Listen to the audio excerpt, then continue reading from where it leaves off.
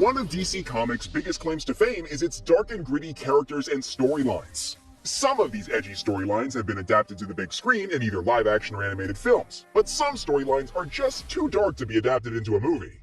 So today, we're going to be discussing DC's top 5 darkest storylines. Most of DC's stories at least try to evoke a little bit of hope and happiness, but these stories are tragic all the way through. Without further ado, let's dive into DC Comics' darkest moments. Number 5. Heroes in Crisis.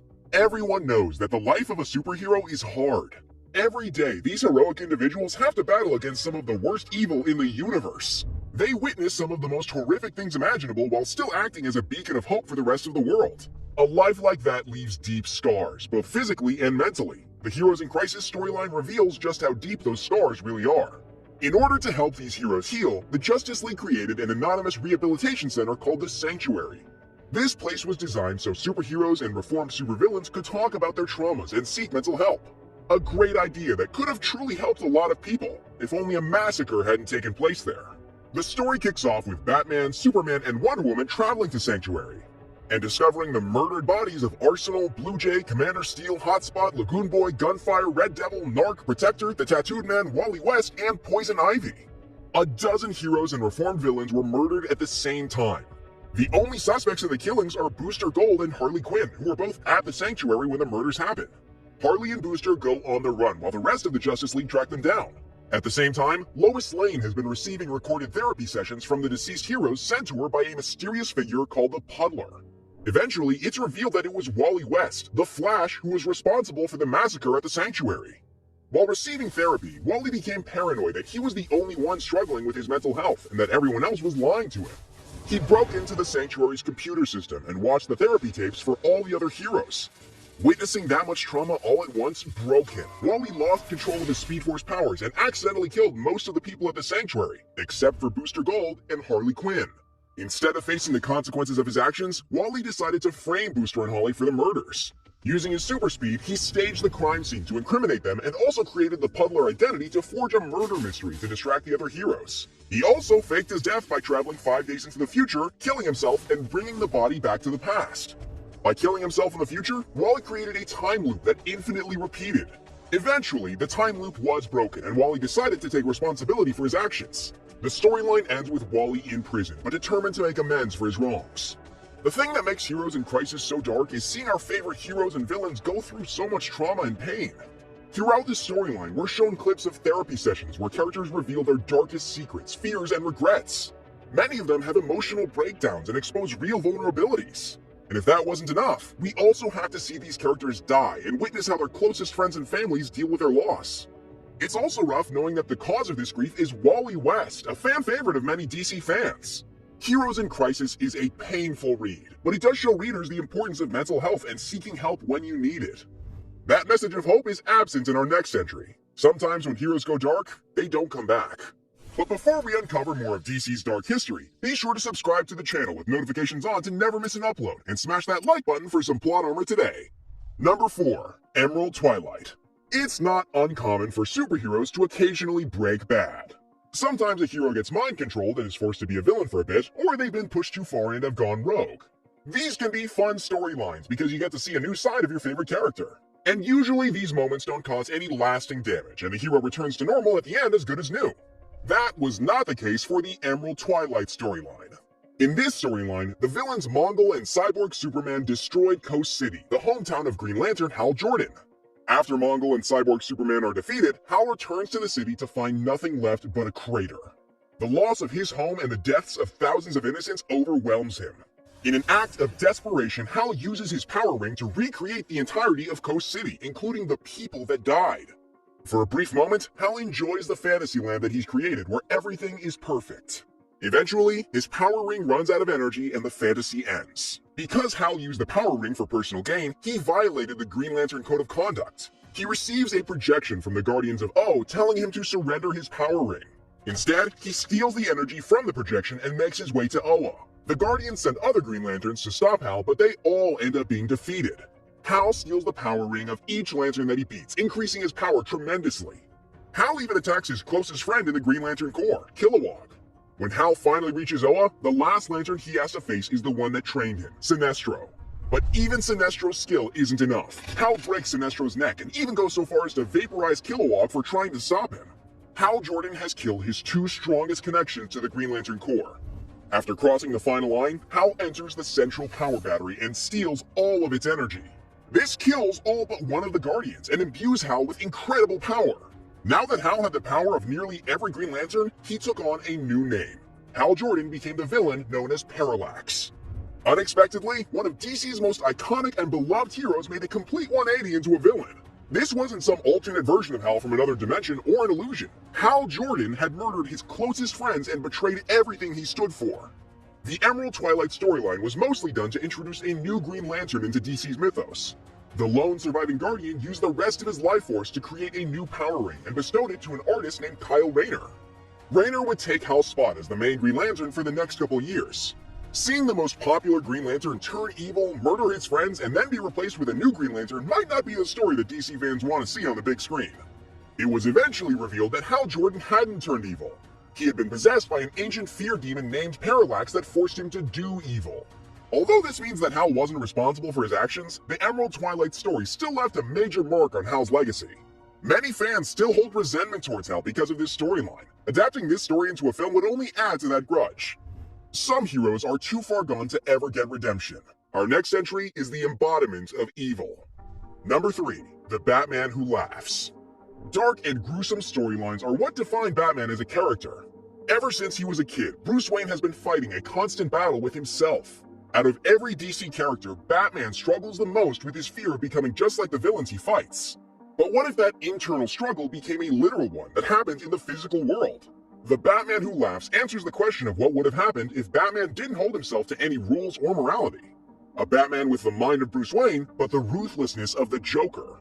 In the DC universe, there is a place called the Dark Multiverse. In this multiverse, worlds are created from the greatest fears and nightmares of the primary multiverse. On Earth -22, the Batman Who Laughs was born. In this reality, Batman was finally pushed too far by the Joker. He murdered Batman's entire rogues gallery, melted Jim Gordon's face off with acid, bombed hospitals, and recreated Bruce's childhood trauma by murdering parents in front of their children. All of this was too much for Batman to handle, forcing him to do the unthinkable. He broke the Joker's neck, killing him. But like always, the Joker got the last laugh. As he was dying, the Joker infected Batman with a toxin that would slowly turn him into the Joker. The transformation allowed Batman to keep his genius intelligence and detective mind, but gave him the twisted personality and desires of the Joker.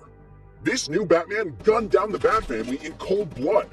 He used children that had been Jokerized to form his army of Rapid Robins. Using brilliant strategies and specialized weapons, Batman murdered the entire Justice League. His most gruesome murder was Superman's. This demented Batman used a piece of black kryptonite to force both Superman and his son John to kill Lois Lane. After defeating the Justice League, there was no one left to stop Batman from taking over the rest of Earth 22. Once the conquest was finished, Bruce Wayne became the Batman Who Laughs because he's the Batman who always wins. Eventually, this Batman set his eyes on the primary multiverse and attacked Prime Earth. Our Batman had to fight against someone who knew all of his contingency plans, secrets, fears, and weaknesses. The thing that makes the Batman Who Laughs so terrifying is that he's willing to do anything to win. He has no morals or boundaries that he's unwilling to cross. The innocent, the vulnerable, and even children are all fair game to him. This version of Batman is willing to exploit any weakness in his opponents, no matter how depraved or cruel it is. In all the multiverse, there is no other version of Batman more evil. If the Batman Who Laughs ever made it to the big screen, no one would ever view The Dark Knight the same. We've seen heroes go full evil, but what happens when they dance on the line between right and wrong? Can they still call themselves heroes? Number 2, Identity Crisis. So far, all the entries on our list have had a singular commonality, that being superheroes doing something evil or unforgivable. But in each of these storylines, there's always an excuse or justification so that the heroes don't receive too much blame for the harm they caused. It was an accident, they were overwhelmed with grief, they were possessed, or it was an evil doppelganger from another dimension. For our next entries, there are no more excuses. Heroes that are supposed to be the standard for good and justice now dive headfirst into gray morality. The Identity Crisis storyline shows that even the greatest heroes can make bad choices. This story kicks off with another murder mystery. Sue Dibney, the wife of the Elongated Man, has been brutally murdered. The primary suspect is the villain Dr. Light, who had actually raped Sue Dibney years ago. He was stopped by a small group of Justice League members consisting of the Atom, Black Canary, Hawkman, Green Lantern, Zatanna, and Barry Allen's Flash. Although they had managed to capture Dr. Light, he now knew the identity of Elongated Man's wife and swore to also attack the loved ones of the rest of the League. The small group of League members then voted to use Zatanna's magic to not only erase Dr. Light's memories, but also alter his personality to make him less dangerous. Although this was successful, it also had the unintended effect of making Dr. Light a lot less intelligent. He basically received a magic lobotomy. While the Justice League is searching for Dr. Light, Green Arrow reveals all this information to Wally West, who is the current Flash. The fact that the Justice League would mess with a person's memory shocks Wally and challenges his faith in the League. Green Arrow also confesses that this wasn't the only time that the Justice League had erased a villain's memories before. Any time that a villain discovers a superhero's secret identity, Zatanna erases their memories. When the League finally locates Dr. Light, they discover that he's hired Deathstroke to protect him. During the ensuing battle, Dr. Light recovers his memories and swears revenge against the Justice League and escapes. After studying the evidence, it's determined that Dr. Light could not have been Sue Dibney's killer. As everyone continues to search for the murderer, Green Arrow drops another bombshell on Wally. Superman is aware that members of the League tampered with Dr. Light's memories. His super hearing allows him to know almost everything, but Superman chooses not to confront anyone about it to prevent the League from breaking up. Even the Big Blue Boy Scout is willing to look the other way. Soon after, multiple family members of superheroes are attacked and threatened. Lois Lane receives a death threat, and Jane Loring, the ex-wife of the Atom, is hanged inside her apartment. Luckily, the Atom finds her and saves her before it's too late. The final victim of the killer is Jack Drake, the father of Batman's current Robin, Tim Drake. While at home, Jack receives a package with a gun and a note telling him to defend himself. The killer had hired Captain Boomerang to assassinate Tim Drake's dad. Both Jack and Boomerang end up killing one another. Tim Drake finds his father dead on the floor, and another of Batman's sidekicks becomes an orphan. While everyone in the Justice League grieves over the loss and spends time with their remaining family, Green Arrow reveals one last secret to Wally. The night that they decided to erase Dr. Light's memories, Batman caught them in the act and tried to stop them. The group decides to also erase Batman's memories of the event to keep the League together. Green Arrow heavily implies that Batman knows that his memories have been altered, but doesn't try to fix them because he knows it would damage the League. The storyline concludes with Sue Dibney's autopsy finally being completed. Her cause of death was an injury that happened inside her brain. This type of injury could only be caused by Atom's shrinking technology. At the same time, this is discovered when Atom figures out that his ex-wife Jane was the killer. She confesses to the crimes, but claims that she never meant to hurt anyone.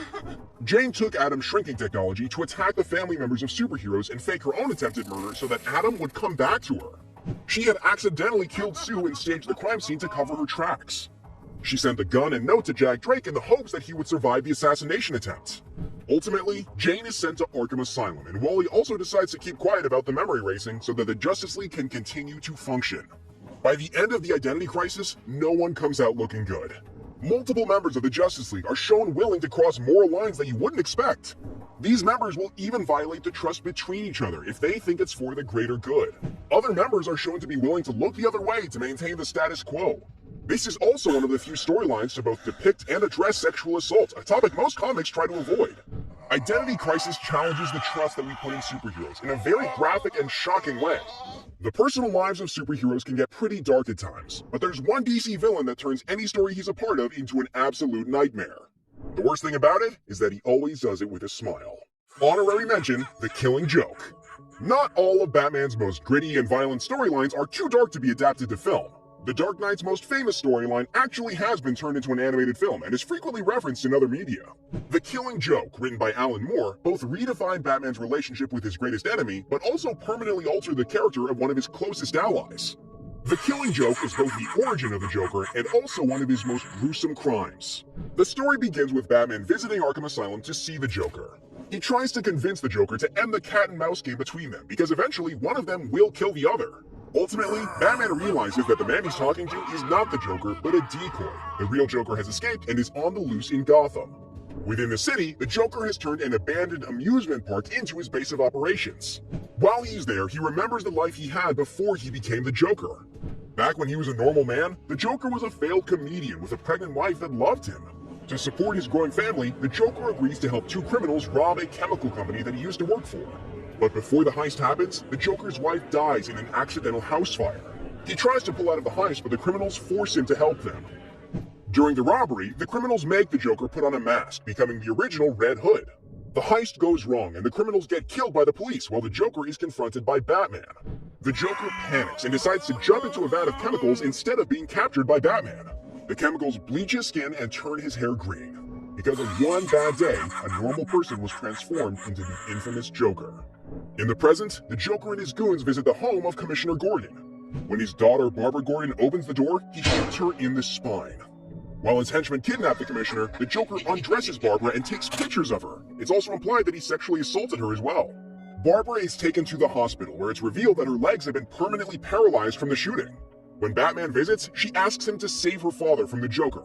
Jim Gordon has been taken back to the amusement park and stripped naked. The Joker's men lock him in a cage and force him to view the pictures of Barbara that were taken. This is all a part of the Joker's plan of making a good man like Gordon insane.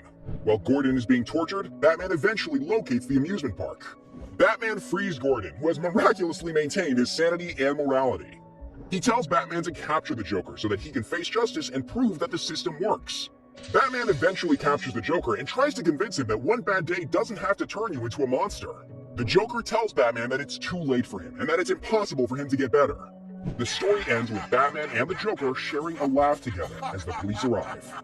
The Killing Joke gave some much-needed context to the Joker's worldview and why he does what he does. From this point on, the Joker became a much more in-depth and complex character that challenged Batman on a philosophical level as well as physical. The story also set Barbara Gordon on her path to becoming the Oracle, a superhero hacker that continues to fight crime despite her disability. Despite the Killing Joke's interesting themes and messaging, the story is incredibly cruel and violent toward beloved characters like Jim and Barbara Gordon. If the Killing Joke hadn't already been adapted into a film, it would certainly have a high spot on our list. Although the Killing Joke isn't the darkest DC story, the Joker definitely earned the #1 spot with our next entry. Number 1, Death of the Family. We've gone through some seriously gritty and disturbing storylines so far, but the last is easily the darkest. It's bloody, violent, traumatizing, and horrifying all at the same time. There's no better villain for a storyline like that than the Joker. The Death of the Family storyline is the dark culmination of the Joker's entire history with the Bat family. It starts like a lot of Batman stories do, with Joker escaping Arkham Asylum once again. This time is different though. Inside his cell, the Joker has left his own flayed face behind. For the next year, a faceless Joker is nowhere to be seen. When he finally does return, the Joker steals his face back from the GCPD's evidence room and loosely reattaches it. Batman warns the entire Bat family that the Joker is back. The Clown Prince of Crime then goes on a murder spree that leads Batman to Ace Chemicals, the first place that they met. There, Batman finds Harley Quinn dressed as the Red Hood. Once again, she's been manipulated into doing the Joker's bidding. After a brief struggle, she warns Batman that the Joker is different now. Batman receives a message from the Joker telling him that he plans on killing the Bat family because he believes they have made Batman weak. When Batman returns to his mansion, he discovers that Alfred has been kidnapped. The Joker claims to have discovered the secret identities of each Bat family member. Batman confesses that years ago he discovered a Joker playing card in the Batcave, but decided not to tell the family that the Joker might know their identities. This sparks major conflicts between Batman and the rest of the family, as they blame him for hiding this possibility from them. Ultimately, the Joker captures Batman and the rest of the Bat family. The entire family is forced to attend a mock dinner doused in gasoline within the cave system leading to the Batcave. Everyone except for Batman has their faces covered in bandages. A brainwashed Alfred arrives and presents Batman with a dish containing their severed faces. The Joker ignites the gasoline, but thanks to some quick thinking by Batman, he manages to save everyone. He removes the bandages and is relieved to discover that the family still has their faces. Batman chases the Joker to a cliff where he claims to know the clown's true identity. The possibility of Batman revealing the Joker's real name scares him so much that he jumps off the cliff with his reattached face flying off. While Batman and the Joker were fighting, the Bat family had been gassed with Joker venom and forced to fight each other. Luckily, they managed to overcome the toxin before they seriously hurt one another. At the end of the story, Batman discovers that the Joker never actually knew his identity and didn't care who Batman was behind the mask. Batman asks the family to meet with him, but they all decline. Everyone is still clearly traumatized, and their relationship with Batman has been heavily damaged. This isn't even the full extent of Joker's attack against the Bat family. The Death of the Family storyline had multiple crossover issues to explain how the Joker captured each Bat family member. The Joker kidnapped Batgirl's mother, recreating his assault against her during the Killing Joke. To save her mother, Batgirl is forced to marry the Joker, the man that paralyzed her. Batman's son Damian is captured when he's forced to fight a Joker version of his father to the death. Because he's unwilling to kill Batman, Damian chooses to die. Before he can be killed, the Joker kills Batman and knocks out Damian. It's then revealed that Batman was a fake. Nightwing is captured when the Joker uses Joker Venom to mind control his former lover and his friends from Haley's circus. He is confronted with the corpses of the circus members that he grew up with, and his former lover dies when he is knocked unconscious. Jason Todd, the Red Hood, is forced to re-experience the deaths of his mother before he's kidnapped. The Joker puts each member of the Bat family through a living hell. He makes them relive the worst moments of their lives while creating new traumas for them at the same time. The Death of the Family storyline is the sickest and most twisted that the Joker has ever been. No one escapes this story without a new mental scar from him. It is truly the darkest DC storyline. Well, we hope we didn't give you any new nightmares. What did you think of our ranking? Do you know a darker DC story that we've missed? Let us know in the comments. Thank you for watching to the end. Until next time, keep that plot armor on you. I'm Jack Stansbury, and have a great day.